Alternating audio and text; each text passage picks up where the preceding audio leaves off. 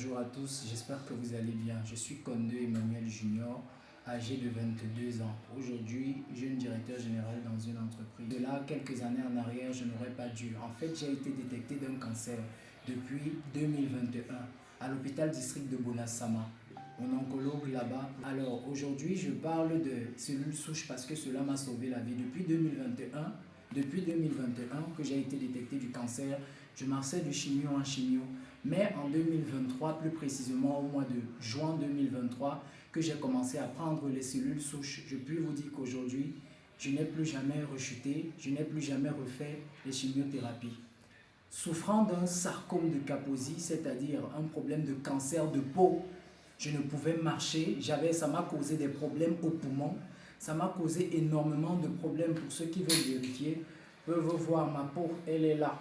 C'est-à-dire, j'avais un sarcome de Kaposi généralisé, mais je parvenais toujours pas à m'en sortir au fil du temps.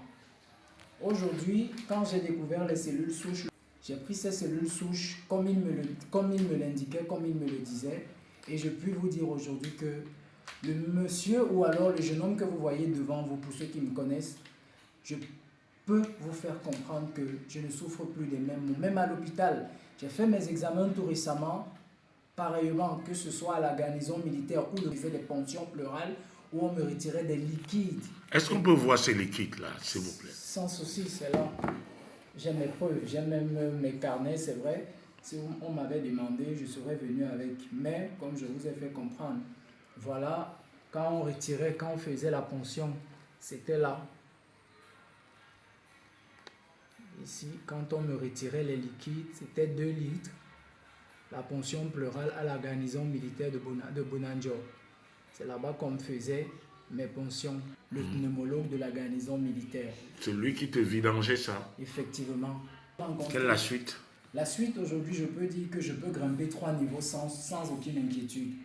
J'avais beaucoup de soucis à ce niveau-là. J'avais des pieds qui enflaient, c'est vrai. J'avais toujours des problèmes de peau qui ne cessaient de me déranger. Je n'avais pas l'appétit, je ne parvenais pas à manger, je ne parvenais même pas à rester au milieu des gens. Aujourd'hui, j'ai repris confiance.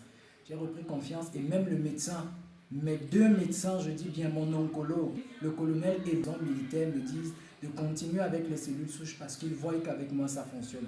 Ils voient qu'avec moi ça marche. J'ai repris confiance en moi. Et moi, dans mon corps, sans vouloir vous mentir, je me sens aujourd'hui à l'aise. Je dis merci au professeur. Je dis merci. Sans toutefois oublier de tout puissant Jéhovah. Bien sûr, parce que c'est lui le premier médecin des médecins. Il est celui-là qui a orienté le professeur pour que je puisse l'avoir sur mon chemin. Mais ce que je puis dire à tout le monde, c'est que vous qui souffrez et qui vous cachez, le cancer n'est pas une maladie dont on puisse se cacher parce que ça n'a pas de prix. Il n'y a aucun prix qui vaut une vie sur cette terre, même si le traitement est coûteux pour ceux qui le disent. Parce que j'ai des gens qui me le disent très souvent. Pourquoi est-ce que c'est coûteux comme ça? Pourquoi s'il ne veut pas subventionner? Même l'État n'a jamais subventionné parce que moi j'ai été sur Paclitaxel et Endoxan. Au départ, quand on m'a mis sous traitement de Paclitaxel, ça coûtait 14 000. 2 semaines plus tard, le même médicament qui est quitté de 14 000 était passé à 85 000 francs CFA. Et on ne vendait plus ça dans les pharmacies de l'hôpital district de Bonasama. Je vous le dis, je ne parle pas quelque chose parce que quelqu'un m'a demandé de le dire. Je le dis aujourd'hui tout simplement parce que... Quel est ton objectif de venir ce matin? C'est une bonne nouvelle pour moi. Hein. Je reste, on m'appelle, je veux te voir, docteur. J'ai une bonne nouvelle pour vous. Tu as décidé, tu es venu de ton propre gré. Est-ce que tu peux confirmer cela au public pour venir témoigner? Quel est ton objectif en faisant ce témoignage? Mon objectif, c'est de faire comprendre à tous ceux qui souffrent, que ce soit du cancer de peau, que ce soit du cancer de...